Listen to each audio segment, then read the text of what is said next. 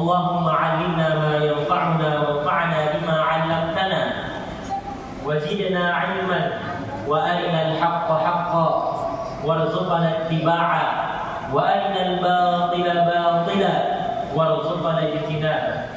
Amma ba'd, ma'asyiral muslimin rahimani wa rahimakumullah. Marilah kita tingkatkan ketakwaan kita kepada Allah Subhanahu wa taala. Allah Subhanahu wa taala berfirman, "Ya ayyuhalladzina amanu taqullaha wa aminu bi rasulih yu'tikum kiflaini min rahmatihi wa yaj'al lakum nuran tamshuna bihi wa yaghfir lakum wallahu ghafurur rahim." Hai orang-orang yang beriman kepada Rasul, bertakwalah kepada Allah dan berimanlah kepada Rasulnya. Niscaya Allah memberikan rahmatnya kepada dua bagian dan menjadikan untukmu cahaya, yang dengan cahaya itu kamu dapat berjalan dan Dia mengampuni kamu. Dan Allah Maha Pengampun lagi Maha Penyayang.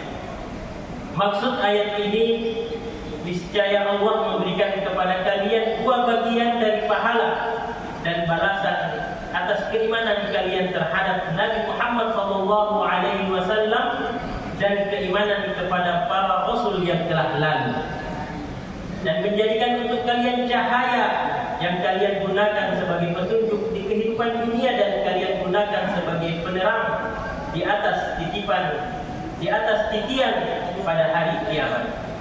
Salawat dan salam semoga tercurah kepada Nabi kita, Nabi mulia, suri tauladan yang mengajak kita untuk terus meningkatkan takwa, yaitu Nabi kita Muhammad sallallahu alaihi wasallam. Allahumma shalli ala sayyidina. Keluarga dan para sahabatnya.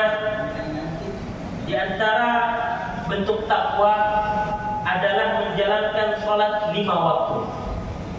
Karena orang yang bertakwa menurut sahabat yang mulia Ibnu Abbas radhiyallahu anhuma mengatakan, al-muttaquna alladhi yahdharuna min Allah 'uqubatahu fi tarki ma ya'rifuna min al-huda wa yarjuna rahmatahu fi at-tasdiqi bima jaa'a bihi.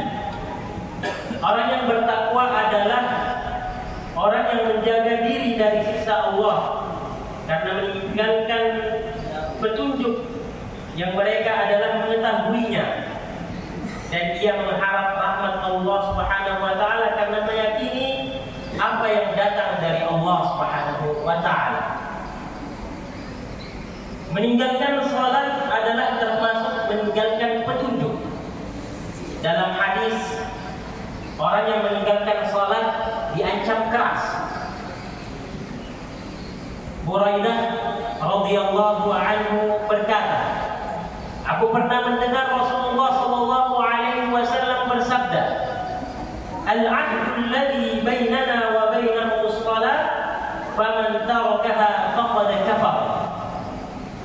Perjanjian antara kami dan mereka orang kafir adalah salat.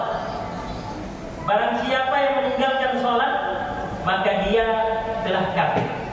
Hadis riwayat Ahmad, Imam At-Tirmizi dan An-Nasa'i, Ibnu Majah, hadis sahih. Jemaah salat Jumat rahimani wa rahimakumullah. Di antara kedudukan salat dalam Islam disebutkan dalam firman Allah yang memerintahkan keluarganya untuk salat. Wa'mur ahlaka bis-salati wastabir 'alaiha la nas'aluka rizqan nahnu narzuquk wal 'aqibatu lit-taqwa. Dan perintahkanlah kepada keluargamu mendirikan salat dan bersabarlah kamu dalam mengerjakannya. Kami tidak meminta rezeki kepadamu, kamilah yang memberi rezeki kepadamu, dan akibat yang baik itu adalah bagi orang-orang yang bertakwa. Kedudukan salat yang lainnya, jika salat itu lupa atau tertidur sehingga luput dari mengerjakannya, tetap ada qada salat. Dari Anas bin Malik radhiyallahu anhu, Rasulullah sallallahu alaihi wasallam bersabda, "Idza raqada ahadukum 'anis salati aw yaghfala 'anha falyusalliha idza dzakaraha. Fa inna Allah yaqulu aqimis salata li dzikri." Jika salat seseorang di antara kalian tertidur, jika salah seorang di antara kalian tertidur dari salat atau ia lupa dari salat, maka hendaklah ia salat ketika ia ingat. Karena Allah Subhanahu wa taala berfirman, "Aqimis salata li dzikri." Kerjakanlah salat ketika ingat. Faman hafidhaha hafidha dinahu wa man dhayyi'aha fahuwa liman siwaha adya wala haddan fil islami liman taraka shalah. Sesungguhnya perkara paling penting menurut penilaianku adalah salat. Siapa saja yang menjaga salat, maka ia telah menjaga agamanya. Siapa saja yang melalaikan salat, maka untuk perkara lainnya ia lebih mengabaikan. Tidak ada bagian dalam Islam bagi orang yang meninggalkan salat. Jika salat baik, maka puasa, zakat, hingga haji pun akan ikut baik. Jika salat jelek, untuk urusan lainnya, sampai pun masalah ia sering bermaksiat, dapat dinilai dari salat dia yang tidak beres. Maka jika ada yang punya masalah rumah tangga dengan istri, suami, atau anaknya, coba perhatikan apakah salatnya sudah benar ataukah belum. Ada anjuran juga untuk melaksanakan salat berjamaah, terutama bagi pria. Dari Zaid bin Thabit radhiyallahu anhu berkata, Nabi sallallahu alaihi wasallam bersabda, "Shallu ayyuhan nas fi buyutikum, fa inna afdalas salati salatul mar'i fi baitihi illa maktubah." Salatlah kalian wahai manusia di rumah-rumah kalian, karena sebaik-baiknya salat adalah salat seseorang di rumahnya, kecuali salat wajib.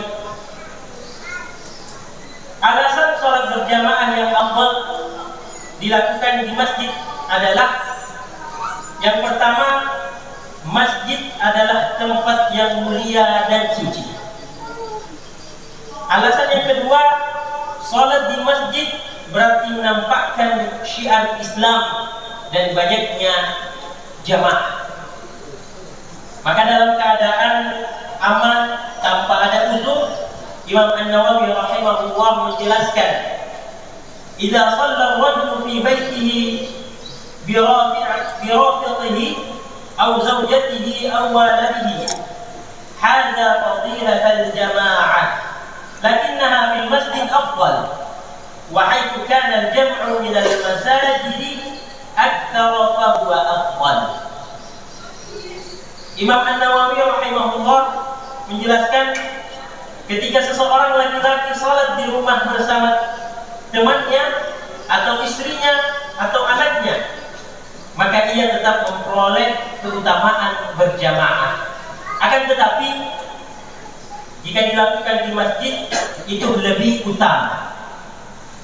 Ingatlah bahwa jamaah semakin banyak di masjid itu tentu lebih afdal, lebih diutamakan. Semoga dengan mengetahui kedudukan salat 5 waktu, keutamaan salat 5 waktu, dan pentingnya salat berjamaah terutama untuk pria, semoga kita bisa lebih memperhatikan salat kita dan mengajak yang lain untuk salat. Semoga Allah memberikan taufik dan hidayah kepada kita semua untuk memperbaiki salat 5 waktu kita. Lebih-lebih untuk pria memperhatikan berjamaah di masjid. Aqulu qawli hadza wa astaghfirullaha li wa lakum wa lisa'iril muslimin fastaghfiruhu innahu huwal ghafurur rahim.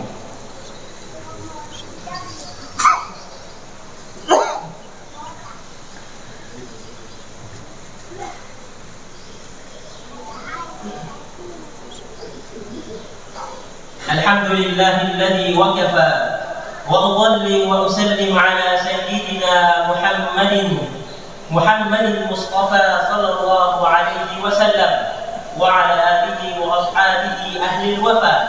أشهد أن لا إله إلا الله وحده لا شريك له، وأشهد أن سيدنا محمدا عبده ورسوله، أما بعد. فيا أيها المسلمون، أوصيكم ونفسي بتقوى الله العلي العظيم، واعلموا أن الله أمركم بأمر عظيم، أمركم بالصلاة والسلام على نبيه الكريم، فقال: إن الله وملائكته يصلون على النبي يا أيها الذين آمنوا صلوا عليه وسلموا تسليما. اللهم صل على محمد وعلى آل محمد كما صليت على إبراهيم وعلى آل إبراهيم إنك حميد مجيد، وبارك على محمد وعلى آل محمد كما باركت على إبراهيم وعلى آل إبراهيم إنك حميد مجيد. اللهم اغفر للمسلمين والمسلمات والمؤمنين والمؤمنات الأحياء منهم والأموات. ربنا لا تؤاخذنا إن نسينا أو أخطأنا، ربنا ولا تحمل علينا إصرا كما حملته على الذين من قبلنا، ربنا ولا تحمل علينا إصرا كما حملته على الذين من قبلنا، ربنا ولا تحملنا ما لا طاقة لنا به، واعف عنا واغفر لنا وارحمنا، أنت مولانا فانصرنا على القوم الكافرين. اللهم إنا نسألك الهدى والتقى والعفاف والغنى. اللهم إنا نسألك الهدى والتقى والعفاف والغنى. اللهم اكفنا بحلالك عن حرامك، وأغننا بفضلك عمن سواك. اللهم إنا نعوذ بك من زوال نعمتك وتحول عافيتك وفجاءة نعمتك وجميع سخطك. اللهم إنا نعوذ بك من العجز والكسل والبخل والحرم وعذاب القبر. اللهم آت نفوسنا تقواها وزكها أنت خير من زكاها، أنت وليها ومولاها. اللهم أحسن عاقبتنا في الأمور كلها، وأجرنا من خزي الدنيا وعذاب الآخرة. ربنا آتنا في الدنيا حسنة وفي الآخرة حسنة وقنا عذاب النار. عباد الله، إن الله يأمركم بالعدل والإحسان وإيتاء ذي القربى وينهى عن الفحشاء والمنكر والبغي يعظكم لعلكم تذكرون. فاذكروا الله أذكركم واشكروا لي ولذكر الله أكبر، الله يعلم ما تصنعون.